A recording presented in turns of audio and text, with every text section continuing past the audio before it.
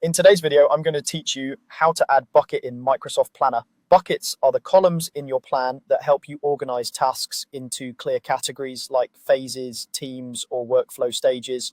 Whether you're using Microsoft Planner on the web or the desktop app, the process is the same, and it only takes a moment once you know where to look. First, open the plan you want to work on. You can do this from the left-hand sidebar if you've pinned the plan there, or from the Planner Hub where all your plans are listed. Choose the plan you want to edit so you're looking at its main board. You'll see your existing columns, including the default one that often appears as to do.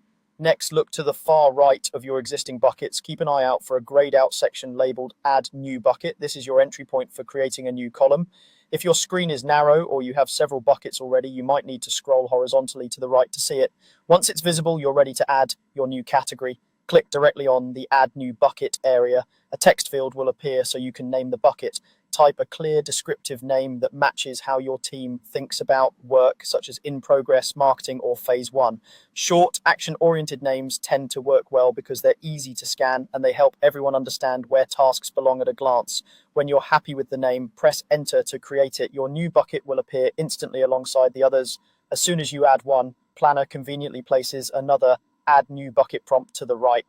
This makes it easy to continue building out your structure without hunting for the option again. If you're setting up a workflow, go ahead and repeat the process to add as many buckets as you need. Just click the prompt, type the name, and press enter each time. Keeping your naming consistent, like using similar phrasing for stages or teams, can make your board feel cohesive and easier to navigate. That's all there is to it.